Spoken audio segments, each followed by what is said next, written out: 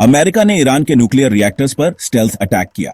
यह हमला सिर्फ एक स्ट्राइक नहीं था, यह दुनिया को भेजा गया एक सीधा मैसेज था कि न्यूक्लियर हथियारों की रेस अब और खामोश नहीं रहेगी। B-2 स्पिरिट कोई आम बॉम्बिंग एयरक्राफ्ट नहीं है।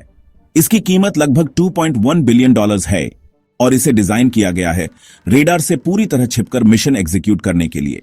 इसका खास डिजाइन फ्लाइंग विंग इसे आसमान में लगभग इनविजिबल बनाता है। इसने अपने अंदर लॉन्च किया था GBU-57 मैसिव ऑर्डिनेंस पेनेट्रेटर, एक 30,000 पाउंड का बम जो धरती के कई मीटर नीचे छिपी बंकर्स तक पहुंचकर टारगेट को खत्म कर देता है।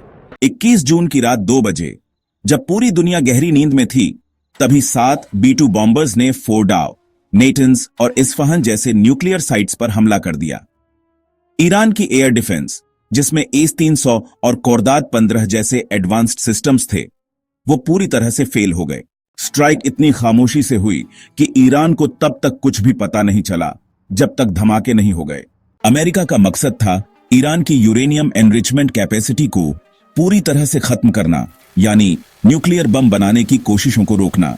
स्ट्राइक के बाद व्हाइट हाउस की तरफ से बयान आया कि यह एक लिमिटेड एंड स्ट्रेटेजिक ऑपरेशन था ताकि पूरी जंग को रोका जा सके, लेकिन एक मजबूत संदेश भी दिया जा सके। ईरान ने इस हमले के जवाब में कटार में मौजूद अल उदीद एयर बेस पर कुछ बैलिस्टिक मिसाइल्स दागे, मगर उन मिसाइल्स को इंटरसेप्ट कर लिया गया, जिससे कोई बड़ी तबाही नहीं हुई। इसके बाद शुरू हुआ सीज फायर प्रोसेस, जो इतना तेज था जितना शायद किसी को उम्मीद नहीं थी। तो 23 जून को अचानक पूरी दुनिया ने यह सुना, अमेरिका, इजराइल और ईरान के बीच एक complete and total cease fire घोषित हो चुका है। यह सब ब्रोकर किया गया कतर की मदद से। प्रेसिडेंट ट्रंप और कतर के ईमिर की कूटनीति ने दोनों देशों को बस कुछ ही घंटों के अंदर अंदर रोक दिया। ईरान ने सिर्फ 6 घंटे में हमले रोक दिए और इजराइल ने 12 घंटे में। सीज फायर के बावजूद छोटी मोटी वायोलेशंस की खबरें आती रहीं, मगर ऑफिशियली दोनों देशों ने लड़ाई को आगे नहीं बढ़ाया। ईरान ने यह भी कहा कि उसके सारे सेंसिटिव एसेट्स पहले ही सुरक्षित जगह पर शिफ्ट कर दिए गए थे और उनका न्यूक्लियर प्रोग्राम जारी रहेगा। अब सवाल यह नहीं है कि हमला क्यों हुआ, सवाल यह है कि इसके बाद क्या होगा। क्या ईरान फिर से अपने प्रोग्राम को तेज करेगा?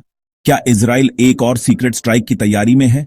क्या अमेरिका का यह मैसेज रीजन में लंबे वक्त तक असर डालेगा? B-2 की स्ट्राइक सिर्फ एक मिलिट्री सक्सेस नहीं थी, यह एक जियोपॉलिटिकल गेम था जिसमें पूरे मिडिल ईस्ट की स्टेबिलिटी दांव पर लगी है। पाकिस्तान जैसे देशों को अब रीजनल पॉलिसीज और सिक्योरिटी प्लानिंग को नए नजरिए से देखना पड़ेगा।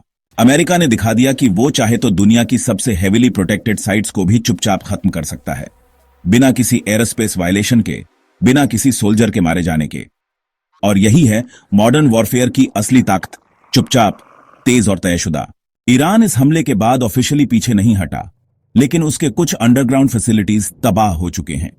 सैटेलाइट इमेजरी से साफ हुआ कि फोर्डाव के माउंटेन टनल एंट्रेंसेस पूरी तरह से क्रम्बल हो चुके हैं। लेकिन ईरान ने यह भी कहा कि उसका वैज्ञानिक नेटवर्क अभी जिंदा है और प्रोग्राम रुका नहीं है।